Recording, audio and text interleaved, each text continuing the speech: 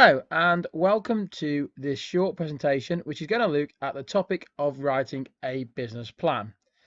This video will take you through all the key elements of a business proposal. It will also include some sorts of examples which you could look at and refer to help when producing your business plan. So let's take a look at the key content you'd find in a business plan. So your typical components of a business plan will be, firstly, you would set out your business idea and its unique selling point, sometimes called its USP.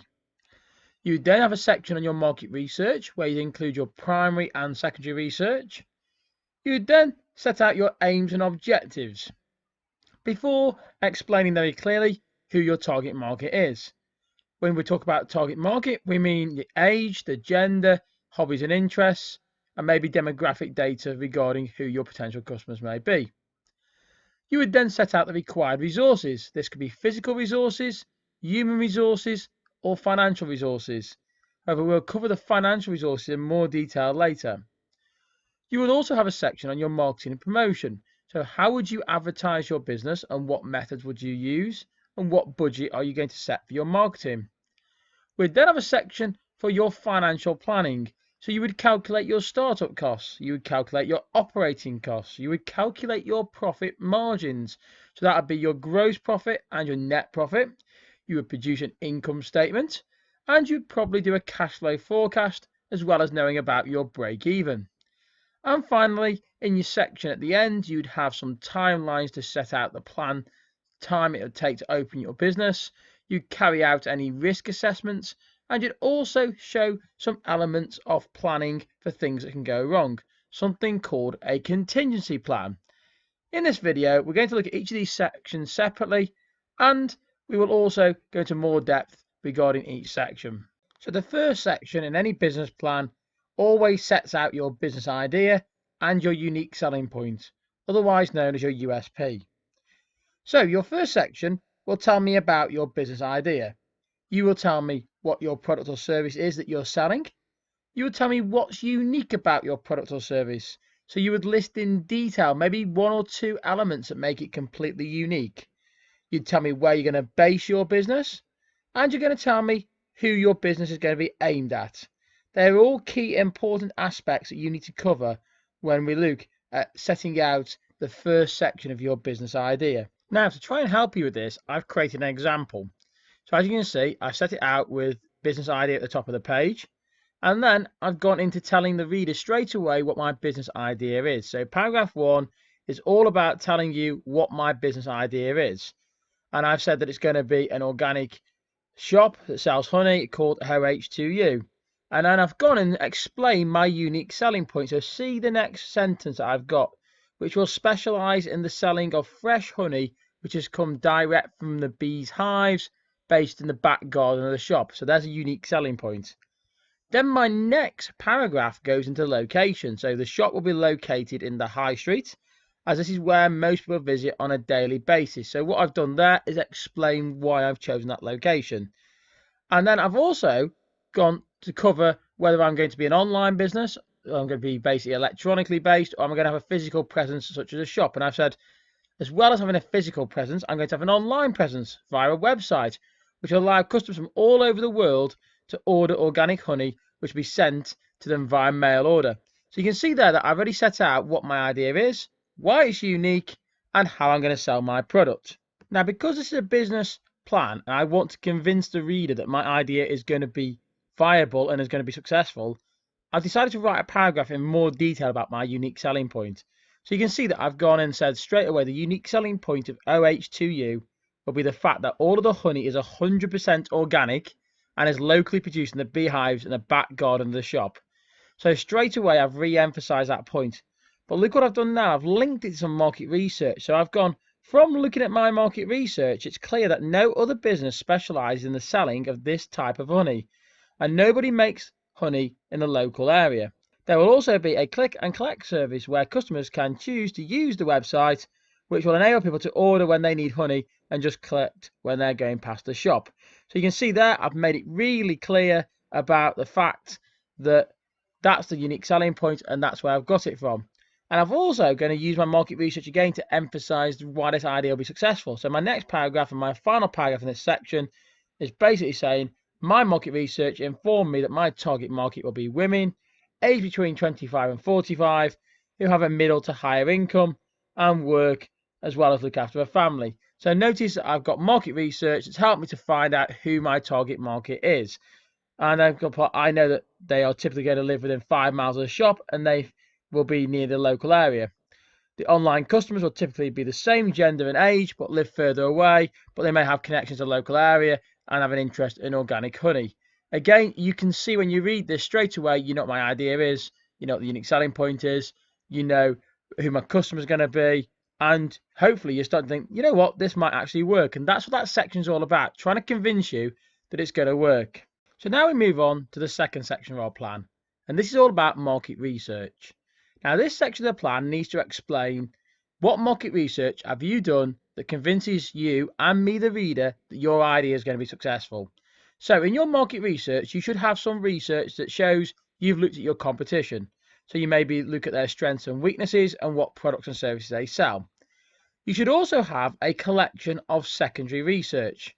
Now remember, secondary research is research that somebody else has done. So it could be research from the internet, or it could be research looking at competitors' leaflets, for example, and newsletters, or even their financial accounts. And you should also have some primary research, and that should be the first-hand collection of research that you've done. So a questionnaire, or a survey, or even an observation study where you stood outside the shop that you're thinking of using and you've counted the number of people who walk past. And then you should summarize the findings of your research collectively. And you should be saying what impact this has on your business idea and what conclusions have you been able to reach. Remember, you're trying to convince me that your idea is going to be successful. To do that, you need to have some research to prove that's exactly the case. So let's start to look at an example of how I've actually done this market research section. So firstly, I've created a subsection called competition analysis.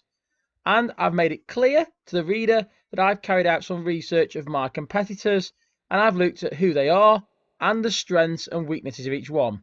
I've created a table, as you see below, and I've looked at the competitor's name, where they're located. So I've talked about where they are in relevance to my business idea. And then I've listed a load of bullet points for the strengths that business has got, and I've listed a load of bullet points the weaknesses that business has got. Now, what I would have to do here is I wouldn't just do it for one business. I maybe would do it for 2 or 3 different businesses. And I'd also try and think out of the box. So, for example, yes, I'm an organic honey producer, but I've thought about supermarkets because they sell honey. I could also list the local corner shop, for example, there. If I was a fish and chip shop, for example, I might be listing the Chinese and Indian takeaways, as well as I might also list the supermarkets because they also sell takeout meals. So you can see that competition analysis is whatever you make it. You need to think about who you think your competitors are, and then make it clear that you've done some research into them. Remember, you're trying to convince me that this idea is going to work. To do that, you need to show me that you understand your rivals, you know their strengths, but you also know their weaknesses. So now we're going to move on to the market research in detail. And we're going to start to look at the secondary research. So you can see there that I've created a paragraph which explains that I'm going to carry out some secondary research. I'm telling the reader what secondary research I'm going to use. So I've said that I've used the internet to find some market reports. If you don't know what a market report is, that's information around the market that I'm going to be operating in. So I've typed in, for example, into Google here, UK honey market statistics and sales of honey in the UK and number of customers that purchase honey in the UK. You get the gist. I've searched key terms and I found out some information. So I went onto one of the links and you can see here I found some bar charts which show me about honey, and I've also then summarized it in the bullet points. And at the bottom, most importantly, I've included a source where I got this information from. So you can see that I picked out that report that in 2013, UK buyers purchased 262 tonnes of organic honey.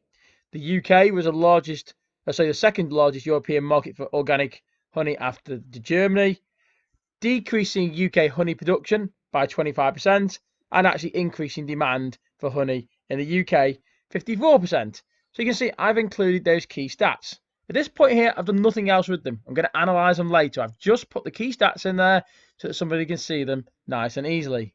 Now, the second part of my research is to make sure I conduct some primary market research. So you can see now that I've firstly set out to the reader what I've done. So I've done some primary market research. I've said I'm doing it in the local area, and I've said that I've used quantitative questions, so questions I can easily graph. Remember, qualitative questions collect feelings. Quantitative questions are closed questions typically, which you can graph. And I've said that I've done a questionnaire where I've got 50 people to answer the questions that I set. Now, what I've tried to say is there, I've sort of mentioned about sampling. So I've said to ensure that my results are accurate, I've made sure that I've chose people who are most likely to be my target audience. So in other words, I went and only asked people who looked to me to be between 25 and 45. So you can see that I'm trying to convince the reader that my market research is accurate. And now I'm going to gather a collection of data from my market research. So now I'm going to include the results of my questionnaire. So you can see there, I've got a graph showing the gender. I've got a graph which will show the different age profile of people I asked the questions to. I've also got a question and obviously a graph on do they like honey. You see I've asked that question. You can see that I said if you answered question yes, so say question 3 yes, then obviously how often do you purchase. Then I've got how much do you spend on honey typically. I've also got a question which said basically would you buy locally produced honey, so you can see most said yes there. I've got where do you currently purchase your honey from, so I know where they're getting it from. I've also got a question which says would you use the online delivery and would you want it delivered to home. Then last but not least, I've got a question here that says where do you currently obviously go to basically look for your marketing information. That is the questions that I asked in my questionnaire, and I've graphed the data. Now, you've got choices here. You could write a little paragraph next to each one of those, sort of basically analysing what each graph actually shows, right? However, to be totally honest with you, I prefer to do my analysis afterwards. So I'd like to do it for a visual reader so they can look through it, and then obviously afterwards I'll write them some content that starts to assess what the data shows. However, if you prefer to do your analysis as you go, you can get a graph or a chart and you can make a comment next to it. So that one on the screen, for example, you might summarize what that's actually showing. That could also be good practice to use. That's a choice, but you want to set it out again so it's nice and easy for the person who's reading your plan to follow so that they can make quick decisions. Now, at the end of my section of market research, I'm going to summarize my primary and my secondary market research. So I'm going to pull it all together and then try and make it really clear to the reader what I've established. So you'll see that I've used statistics from the secondary research and I've used data from my primary research to support the case on why I believe my business idea will be successful.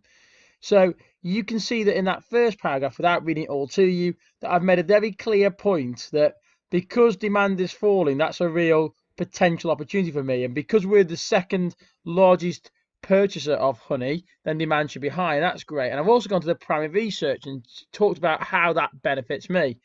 Now, what you really would do is, boy, I've kept that quite short and concise. You're probably going to need to go into more detail because you maybe can't write as concisely as what I'm writing. However, you are summarising the findings of your primary and secondary research. So you're telling the reader what that data is you collected, and you're making it clear how that benefits your business, and as a result of that data, what are you changing? Now, if your data maybe came back with something that you didn't necessarily expect to find, maybe you're going to make some changes or tweaks as a result of that data. However, this section, you're concluding your market research. So you're writing about basically what have you learned from that market research you've done. So now we move on to the section where we state our aims and objectives and our purpose for our business. So in this section, we need to make sure we make it really clear what is actually the purpose of our business. Why are you even setting it up? What do you want to get from it? So do you want to make a profit, for example? Do you want to make a difference to the community? What is the purpose of your business? You also need to state your aims. Now remember, aims are your overall goals for your business. What do you want to get out of it? What are those goals that you want? And you need to state the objectives. So they're the things that are going to help you to achieve the aims.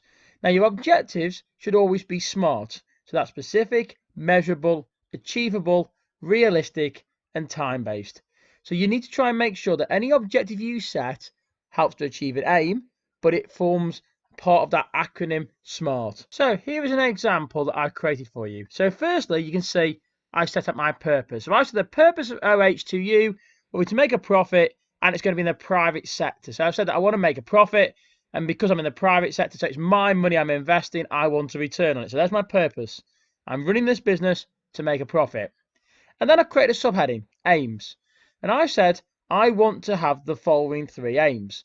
So I want to break even by the end of year 1. So if you don't know what the word break even means at this point, break even is the point where I make no profit and no loss. So in other words, I want to get to a big fat 0, but that would be an achievement because I've not made a loss in my first year. So I'm happy not to make a profit, but I want to get to that big fat 0 and break even. That's realistic. Now, look what I've done for my second one. I've said to make a profit of at least £3,000 by the end of year 2. So by year 2, I want to make a profit. I no longer want to break even. And of course, I've set myself an aim of to be able to grow the business over 100 regular customers by the end of year 1. So I want to have 100 regular customers coming to my business by the end of year 1. Those are my stated aims. Those are my goals I'm working towards. And to do that, I need a set of objectives. So here are my objectives. Remember, my objectives will feed into my aims. Remember, they're going to follow that SMART model. So you can see, I've said straight away, to achieve the aims that I've set, I'm going to set the following objectives. So to attract 150 customers by the end of month 6 of operating. So I want 150 customers by the end of month 6. To achieve an average spend per customer per order of £5 by the end of the first year. To spend at least £500 on marketing and promotion of the business for the first year. And to take part in at least one local event promoting small businesses. So you can see that I've set those objectives, and every one of those objectives should help me to achieve the aims.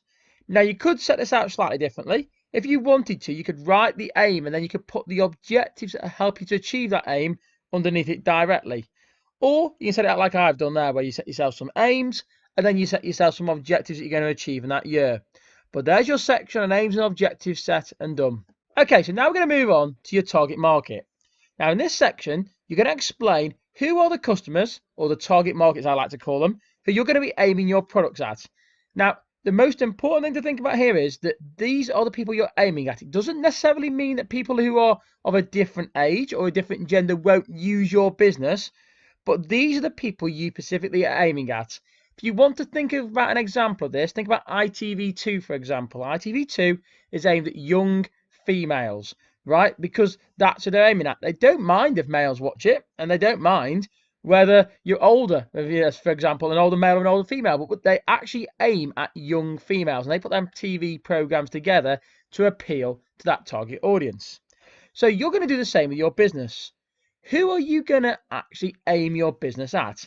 Now, you need to think about the age of the person, the gender of the person, the location, so where they live or how far away they live from your business, their income. So are they going to be affluent, for example? That means quite well off. Or are they going to be an average income? Or going to be a low income? So that's where you might want to categorize it.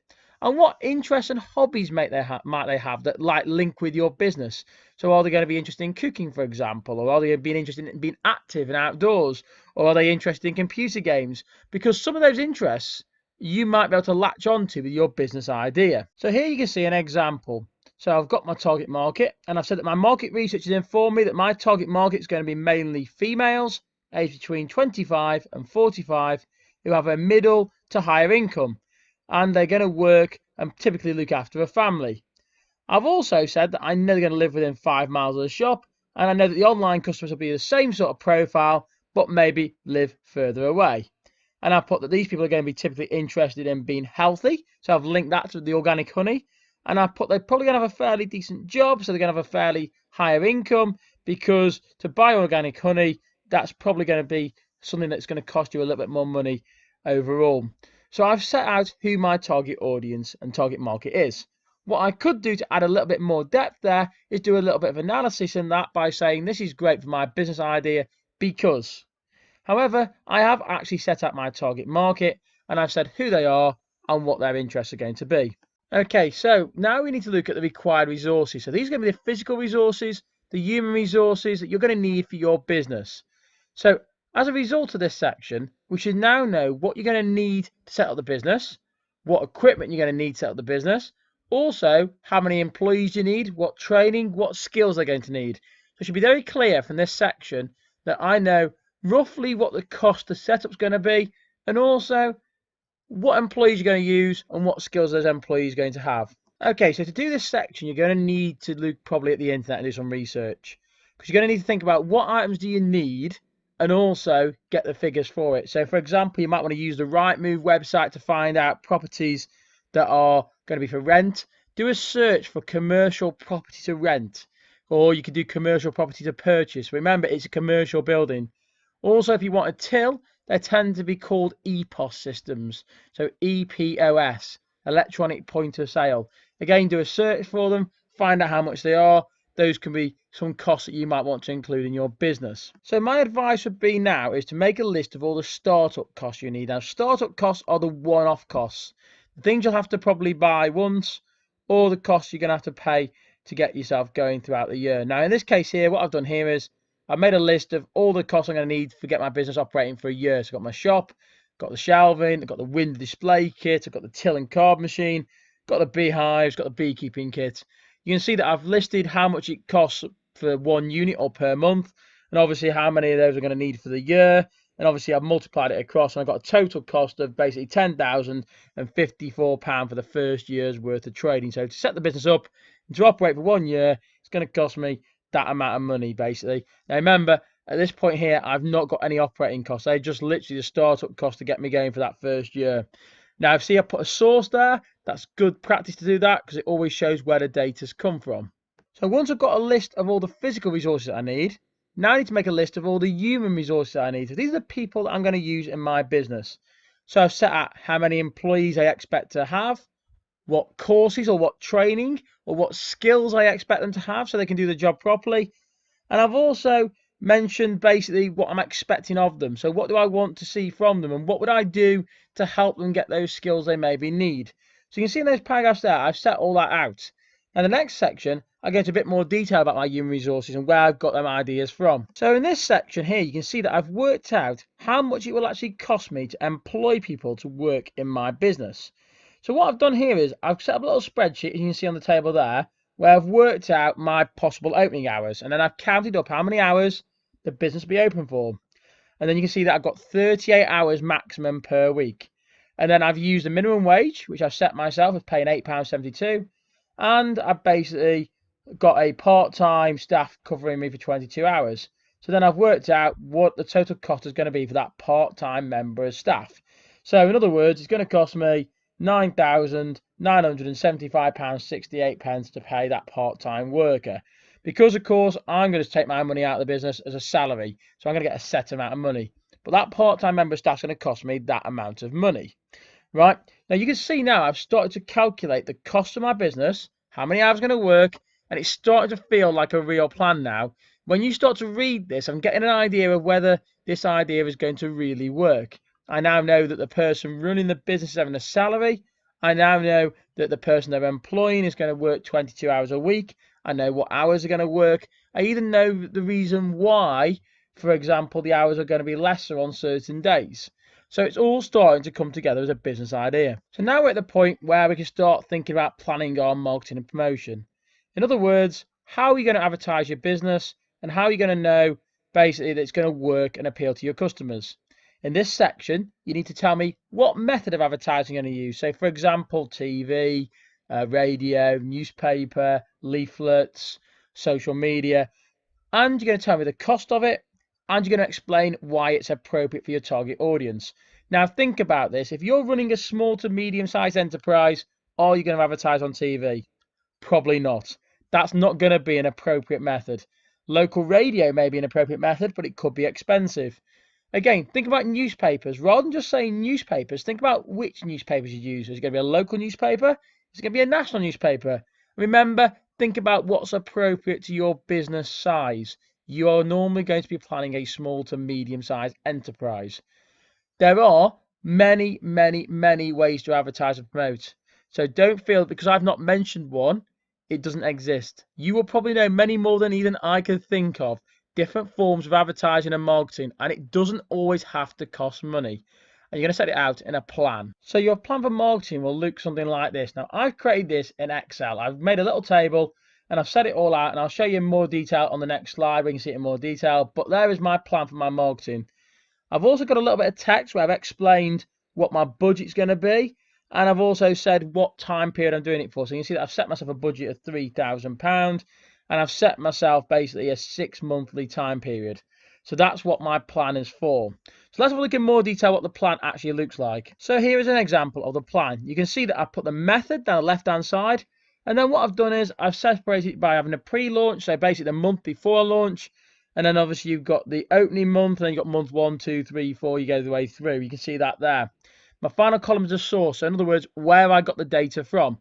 And what you'll notice is that where I've got like newspaper, I've said what I'm going to do in the newspaper. What will that advert in the newspaper actually have? What's the message that's going into it? So at the pre-launch, what's the message? What's the message in the opening month, for example?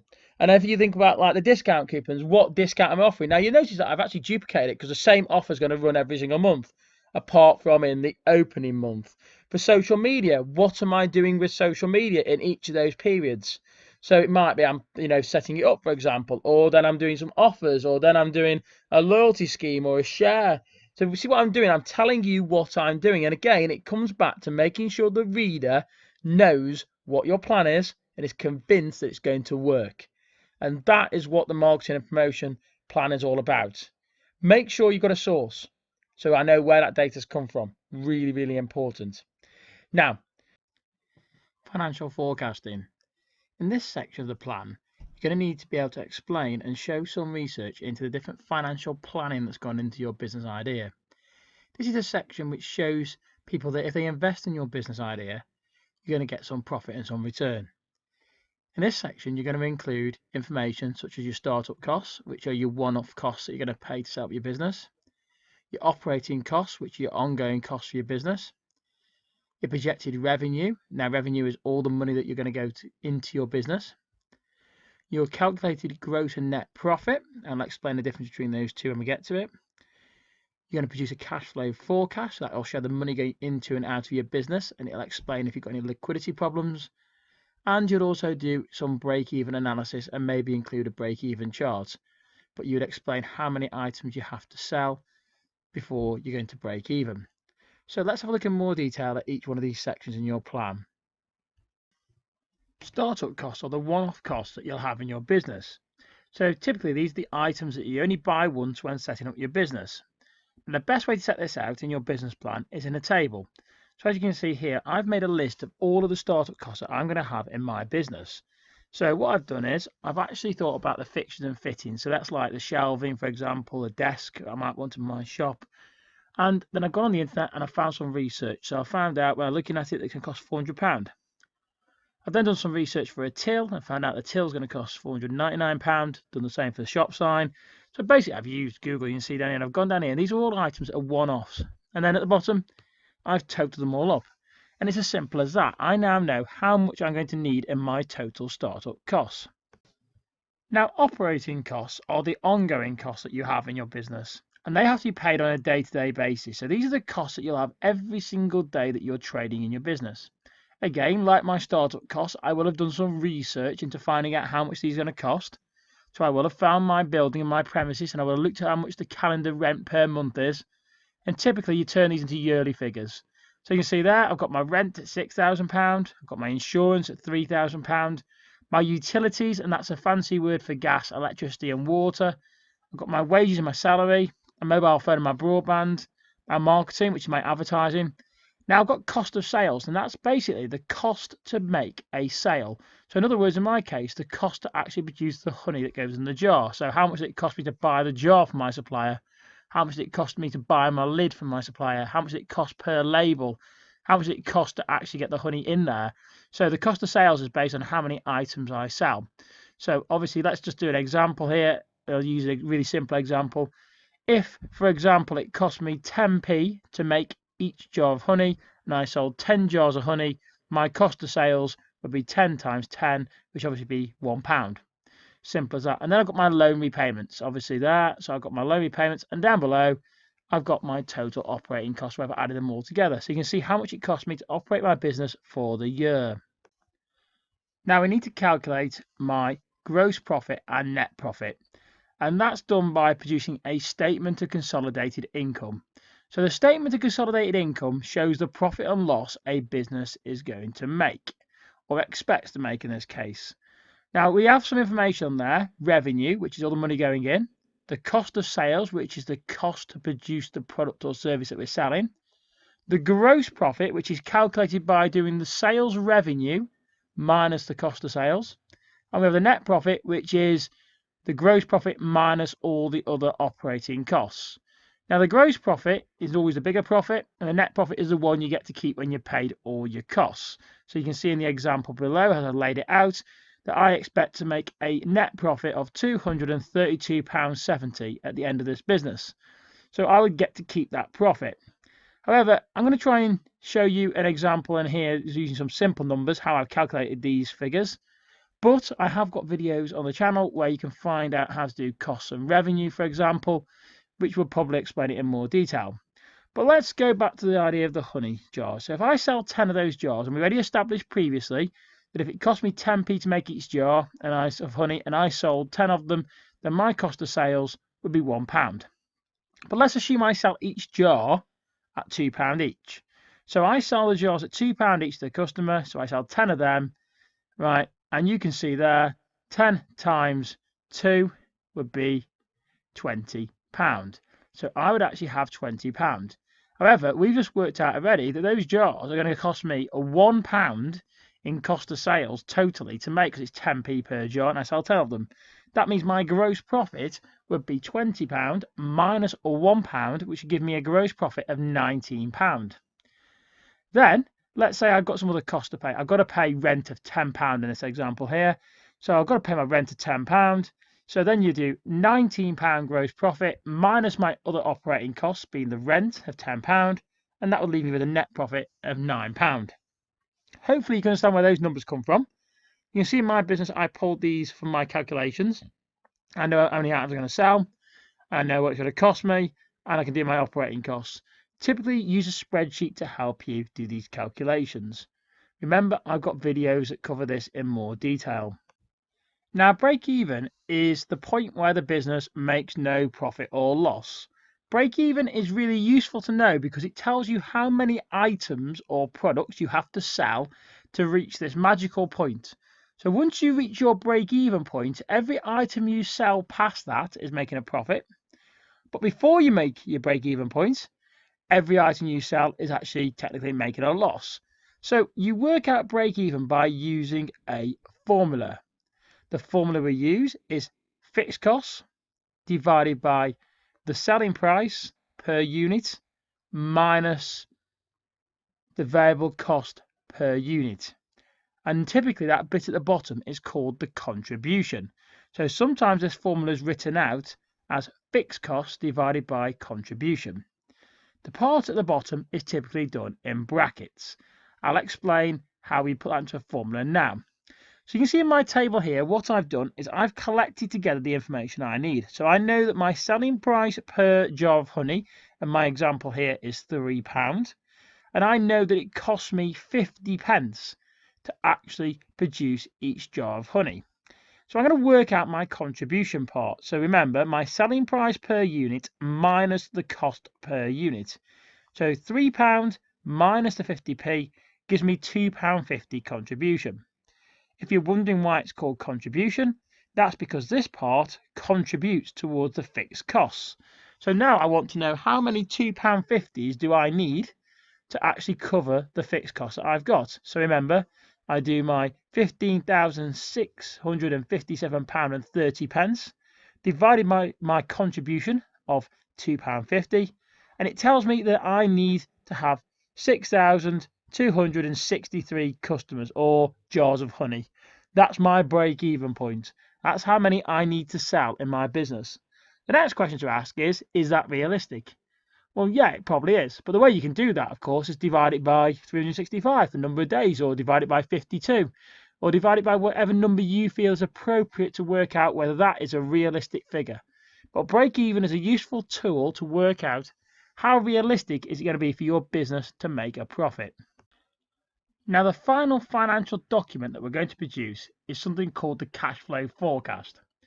Now, cash flow is the money going into and out of a business at any one time. And because it's a forecast, it's a prediction. Now, the cash flow forecast basically shows the liquidity position of the business. When we talk about liquidity, imagine it being like a bath. So when we run out of money or we have enough water in our bathtub and it runs dry, we're said to have a liquidity problem. Now, when you haven't got enough money, the reason it's a problem is because you need to get that money from somewhere to pay your bills. Now, the important thing to say here is that cash flow does not show profit or loss. It just shows how much money is going in and out of a business at any one time. And we calculate that by taking all of our inflows, as you can see there. So anywhere we get money going in, and we typically do this monthly, and we write down, so we have things like revenue, so sales revenue, selling of products. Notice that when I start my business up, I'm selling no products. However, from month 1 onwards, I start to sell products. You got your personal investment, which I only put in once in my startup costs. I've got the money from my family and friends, which I only put in once because it's a startup cost. And then I haven't got a grant. Nobody's given me a grant in this business, but I add them all up and there's my inflows for every single month. And as you can see, I've got outflows.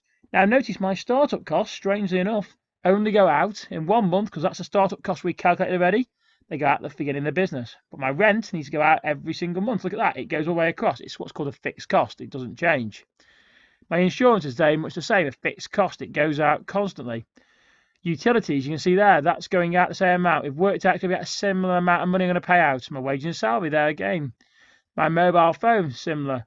My marketing, now you notice my marketing, I'm spending more when my business starts up, but then obviously it starts to slow down towards the end. And remember my cost of sales. Remember the cost to make the sales that I'm making. So that revenue figure obviously coincides with the cost to actually sell those products. And obviously I've got my loan repayments and you've got my total outflows. Now at the bottom you have your net monthly. Your net monthly basically means the difference between your inflow and your outflow. How much have you made or lost in your bank account effectively? How much has gone in and come out, and what's the difference between those two in that month? And obviously you can see there it's a negative. That's a problem. That means that already I have a problem. I have a liquidity problem. I had nothing in my bank account to start with. So that means my bank account is a negative figure. The only way to solve that is to either get a loan or to take out something called an overdraft, a short-term loan. And what you'll notice is that the closing balance for the first month becomes the opening balance for the next month, because if I finish the end of the month with that figure, the next month obviously starts with that figure. And the cycle rolls all over again. The only difference you'll notice is, like, for example, in month 1, if you think about our net monthly there, it's a positive. So it means that actually there's more money coming into the business in month 1. Look at the net monthly than going out. That's a positive. However, my bank account was a negative because I had money borrowed. And look at the closing balance. You basically do opening balance plus whatever you made in your net monthly. So opening balance plus your net monthly. And you can see I'm still borrowing money from the bank. However, it's coming down. And if you notice, there's a cycle carries on until we get to month 6. And then I have a problem again, because actually it seems like my net monthly is a negative and I'm starting to build back onto the debt that I've got. This business, by the way, would be a little bit concerning if it carried on in the red all the way through. However, as long as you are starting to ebb away and you may be turning it into the black, as they call it, and your closing balance becomes a positive towards the end, it would suggest the business possibly would be successful. The biggest concern on cash flow is if it gets worse month on month and it's constantly costing you more money going out of your business than coming into your business. That suggests that you're going to have a cash flow problem longer term, a liquidity problem, and ultimately your business is going to fail. So we're now at the final section of our plan. And this section is all about timelines, risk assessments, and contingency planning. So in this section, you're going to try and convince the reader that you've actually got a successful plan to launch this business. So in other words, you're going to tell me when is it going to be launched and what are the tasks you've got to undertake to get there. You're also going to show an understanding of what risks you're going to face in this business, and most importantly, how you're going to overcome these risks. We want you to be honest about it, so you're starting to show the reader that actually you've thought about these problems and you're going to overcome them. I'll explain more in more detail, but in this section you will typically have an action plan, you'll have a risk assessment, and you'll have a contingency plan that explains each of the risks you've got. Let's start by looking at what the action plan or timeline might look like. So your timeline will typically look like something that you maybe produce in Excel. Now, what you would do is you would choose the date where you want to open your business by, realistically, and then work backwards. So you can see what I've done there. I've got a year, and obviously I want to open it in the year 2022. And so I've worked backwards from there, listed my months out, and then down the page, I put all the different tasks in. So things like research my business idea is the first thing, produce my business plan, carry out my market research. So you can see a list of all the different tasks that I've done. And obviously, once I got past that, and I've got like things like secure the finance, then I might have things like advertise for my staff, interview my staff, train my staff. So you're thinking about all the different tasks that you would have to do in your business, and then you shade in when you think that would be done. And obviously, you tend to work backwards. So you can see that in my timeline there, it all fits in. And of course, I've been realistic. I've assumed that I'm at school still. I've got some qualifications and exams to get, so I've got to wait a little bit of time. But you can say that that is a timeline. It's a plan. It's very clear that you've thought about, if you produce something like that, the different tasks that need to be undertaken and by what time frame they'd have to be undertaken. And that's why we ask you to produce a timeline so that it shows the reader that you've actually thought about the logical process of this business. And finally, the very last task that you're going to include in your business plan is a contingency plan. Now, this is basically a document that lists out all the potential risks that you may face in your business.